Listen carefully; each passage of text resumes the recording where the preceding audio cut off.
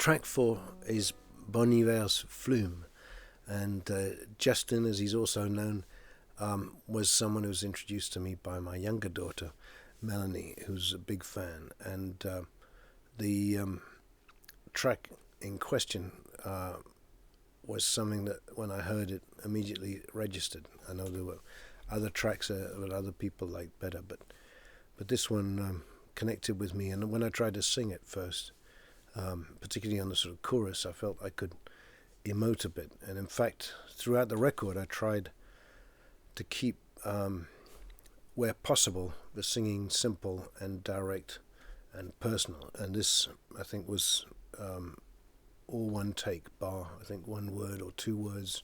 Peter and Bob, they decided to do Flume off my one record, basically.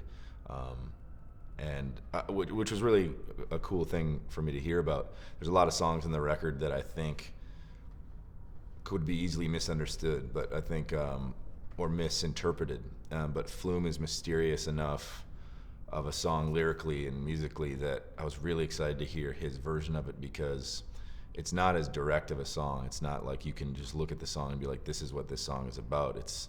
I think it kind of is a shapeshifter in that way. It's like, I'm not ever sure what that song means to me when we play it live, for instance, where some of the other songs kind of run their emotional course and it's sort of done. But to hear him, and then when I actually got to hear the version that he did, it was just like, it blew me away. You know, how he was able to bring it into his place that he sings from was just incredible. I was concerned about Flume because of the lyrics, and because, to me, it didn't feel quite right in Peter Gabriel's mouth. But then Peter went and you put a lie to that, really, by interpreting it in a way that you're really not even aware of it. It just sort of flows and sits beautifully in the track, and so I take my hat off to him on that one. I think he really overcame that problem and imbued a kind of a new sense to the lyric and made the song work. I'm not sure if it's the only song, but it's one of the songs where Peter's vocal didn't change from beginning to end at all, because it was just one of those vocals that was just fantastic from the off. It was, I think, one of the early arrangements, and John, because we'd asked for some brass arrangements as well, and it was all brass at that point. And to me, it felt a bit weighty, and I wasn't completely satisfied. And really quite late in the process, I thought, okay, let's try something else. And I just sat down and came up with a really simple piano part for the verses rather than the brass basis. And then it suddenly lifted, because you got this contrast with empty piano and the sort of fat warmth of the brass. Again, beautiful lines from John, and a lovely song. I know that Peter had used a brass band, a silver band sound on Father Son, one of his previous tracks, and that we'd talked about the idea of using brass in one way or another. And so I thought, here is a very simple, beautiful song which may work using a brass octet. So it's not a full brass sound, and it doesn't use the vibrato that those kind of bands do. Beautiful sound though that is, I wanted the brass wind sound, but something that was very pure and didn't get in the way of the vocal, but was very rich and very warm and very noble as well. And then I remember going down to Real World and being in with Peter, and Peter said, look, now, I've done something to this track. See what I'm not going to tell you anything about it. See what you think. And so press play, and suddenly there was this lovely piano on it, which just pulled it all together. It was really fantastic. And, I there may have been a sense that I think we were still at a process where Peter didn't know me that well, and maybe have thought that I might do one and say, you can't, how dare you touch my precious arrangement, and and I've done this and that, and but I'm not like that. I will try and protect things that I think are worth fighting for. So I'm very happy with Flume. Again, it's one of my faves on the record, and I'm now a Bon Iver fan.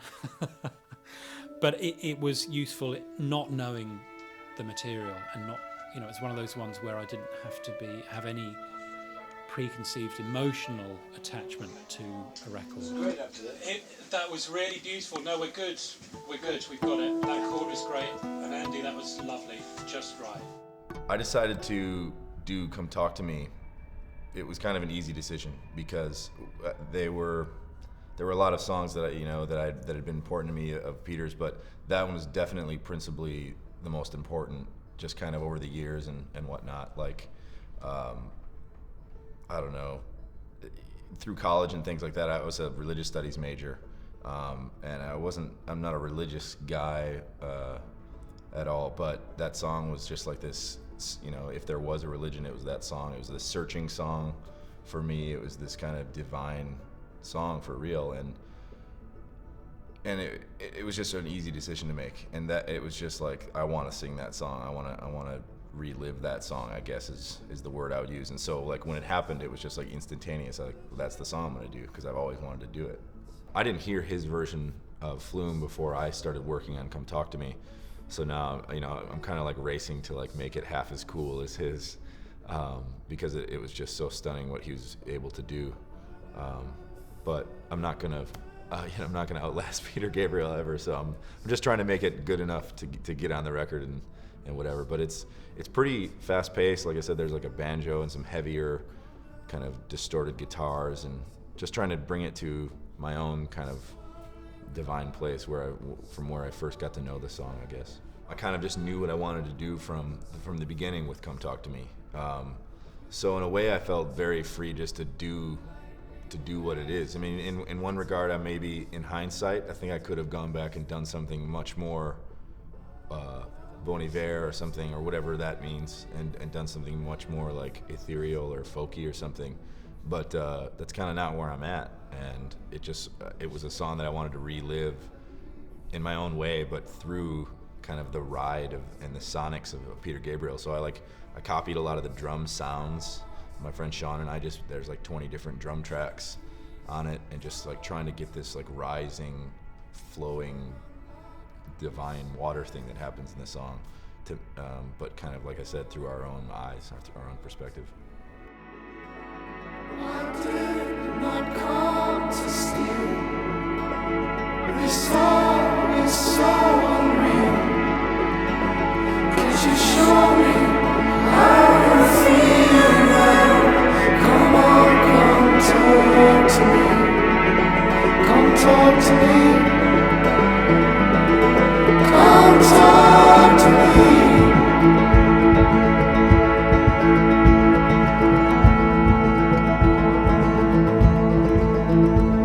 The earthly power sucks shadow and milk from the sleepy tears undone. From nipple skin as smooth as silk, the bugles blown as one.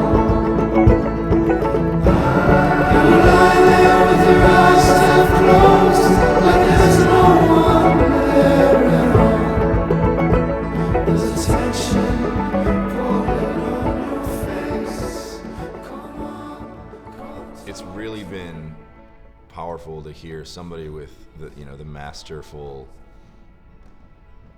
skill that Peter has over song, like the craft of song, 'cause that's what it's about. To approach a song like that, like Flume was written very quickly, and it was a big catalyst in my life. And like I said, it's a big mystery for me. It remains a big mystery to me, which is why it's one of my favorite songs to still play. It feels like I didn't even really write it, but to hear Peter sing this song, that I was somewhat responsible for. He illuminates certain things in the song that I don't necessarily illuminate with my voice or my perspective.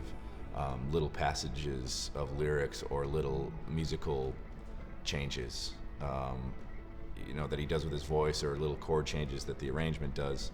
It just like it rings the rag out a different way, I guess I would say. And what's left is just a different lesson We're not sure what those lessons are, but that's what kind of the mystery with music is, I guess. And I'm still just like learning by listening to it. And the heart, it will not be denied, till we're both on the same damn side, all the barriers blown away. So please